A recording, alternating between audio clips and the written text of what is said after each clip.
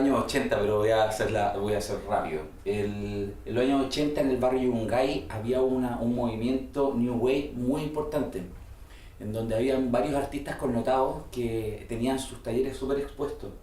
Entonces nosotros como chicos nos metíamos a todos esos lugares y nos vimos, un conjunto de amigos, nos vimos muy maravillados con este movimiento.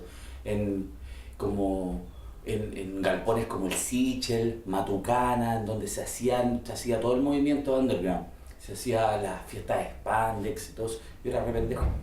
Y al ver y estar con mi hermano mayor y con gente, estar tan involucrado en este lugar, uno como se fue dando solo esta beta del arte. Y ya a los 14 años ya estaba pintando, estaba haciendo ciertos bocetos, estaba dibujando. Y luego cuando ya tuve que formalizar unos estudios, me vi en Chile solo, dije ya, ¿qué hago? Me fui a Argentina, a Buenos Aires, a probar suerte a la universidad allá, que era gratuita y todo eso. Y ahí estuve deambulando entre la Escuela Nacional de Arte y la Facultad de Filosofía de la Universidad de Buenos Aires. Bueno, el tema es que pasaron 2 años o 3 años, 2 años y medio por ahí, y me vine a Chile. Y en Chile encontré un montón de plataformas, sobre todo un lugar que se llamaba la Galería Bucci, que era de don Enrico Bucci, que era un personaje que le encantaba estar con todos los personajes más rupturistas. De hecho había muchos panquetas ahí exponiendo y se me dio la posibilidad de exponer ahí. Después expuse en varios otros lugares, como no habían salas, en restaurantes, en bares, en el Tom Pub, que se hacían como tocates, que era como muy bullado el tema del Tom Pub. Y luego ahí empecé con cosas, con feria itinerante, empecé a hacer dibujos en la calle, y así me fui dando como artista de las posibilidades que existían. Hasta que finalmente retomé los estudios, pero en el campo del diseño industrial. Y ahí formalicé todos mis estudios en términos de invención, de tecnología, los aspectos creativos se fueron hacia la funcionalidad, y ahí la metodología que me entregó diseño industrial me sirvió un montón para aplicarla dentro de las artes visuales. Entonces las artes visuales se empezaron a pasar con este aroma medio tecnológico y empezar a profundizar en los temas con las metodologías, ciertos ramos, ciertas materias que yo había dejado abandonados de la escuela de arte, las retomé en este lugar.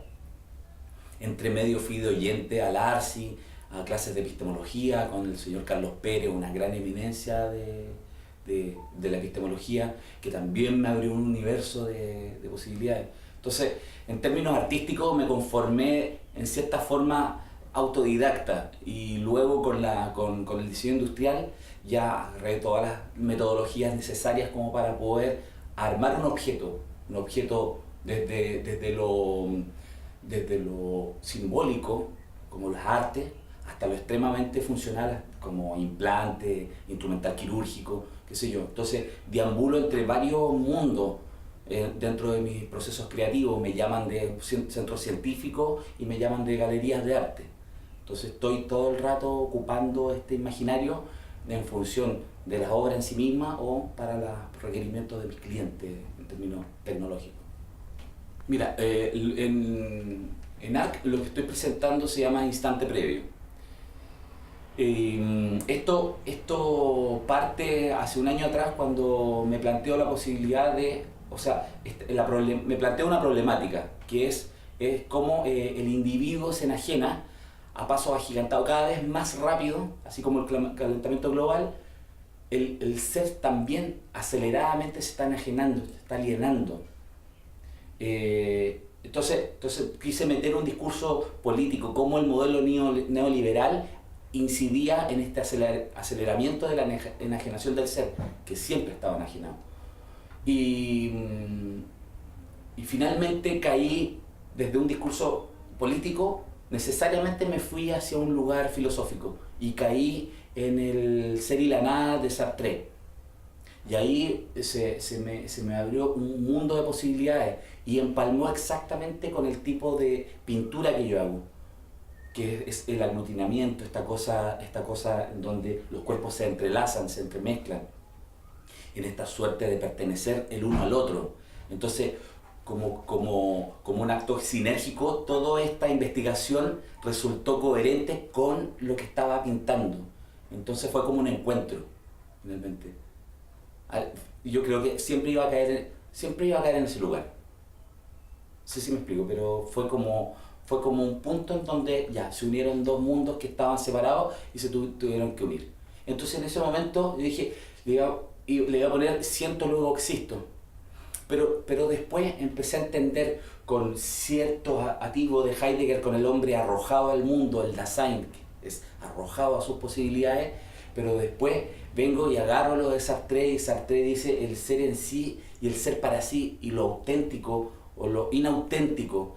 Entonces empiezo a ver que el hombre efectivamente es un hombre que nace libre, pero nace libre para perder la libertad. Necesariamente debe perder la libertad. Ya al ponerle un nombre al personaje, pierde su libertad. Y luego con los estudios, con los amigos, te vas conformando como grupo. Y en la medida que va pasando el tiempo, se va perdiendo el individuo, porque te estás configurando como ser. Y perteneces. Y el poderío de los otros es inmenso, entonces tienes que pertenecer si no estás fuera. Pero llega un momento en donde toda persona se tiene que hacer una pregunta fundamental, que es ¿hasta dónde llego? Se tiene que encontrar con su propio destino, o sea, con su muerte. Cuando la persona empieza a coquetear con la muerte, se empieza a enfrentar con la muerte, es el momento en donde las personas empiezan a vivir la vida y empieza una carrera de reconquistar esta libertad. Y esta reconquista de la libertad la obtienen las personas que el individuo o el ser humano que es auténtico. Porque el ser inauténtico hace todo lo que le dicen y se siente conforme, se siente tranquilo y va por la vida y muere haciendo las cosas que le dicen y no tiene ningún alboroto en su existencia. Pero existimos varios que nos hacemos la pregunta. Nos vamos hacia los actos heroicos y tratamos de llevar por delante esa autenticidad, ese impulso interno que me dice, no, yo tengo que hacer y tengo que tener mi propia voz, tengo que tener mi propia existencia. Y ahí es cuando cierta parte de la población reconquista su libertad. Entonces, instante previo tiene que ver con esa radiografía, con ese instante anterior a la reconquista de la libertad.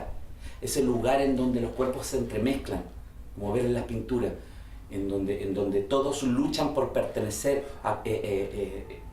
empalmarse, yuxtaponerse lo más íntimamente posible en el afán de perder el rostro, de perder la mirada. Entonces instante previo es finalmente una alegoría a la existencia. Y es una paradoja porque finalmente está en una iglesia y el contenido es de un personaje extremadamente ateo. Y es un pensamiento completamente ateo. Pero al mismo tiempo es un elogio a la existencia, porque elogia la muerte. Y eso a mí me destapó los sesos en todo este año de proceso creativo. Entonces, finalmente se terminó llamando Instante Previo. Entonces, esta obra estaba planeada para el 1 de noviembre, el Día de los Muertos, para que todo calzara. Pero no calzó, finalmente se fueron a paro y como no hay mal que por bien no venga, me asignaron el 15 de enero como fecha, o el 16 de enero como fecha para exponer.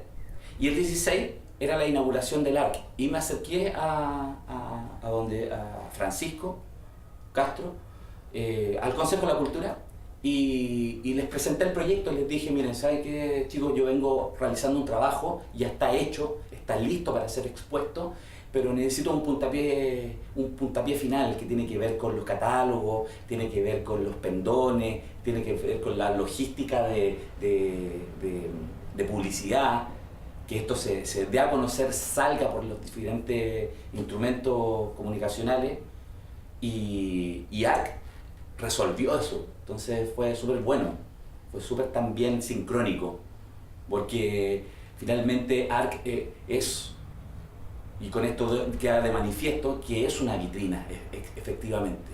Es una instancia en donde nosotros los artistas que tenemos cosas hechas podamos salir. Hay un tema súper fuerte en la región que tiene que ver con la difusión. Entonces, ARC se presenta como una vitrina. A pesar de que es cortita, es potente. Entonces, yo creo que es un festival que debería ir más allá, darle todas las fichas en este evento, y ojalá más.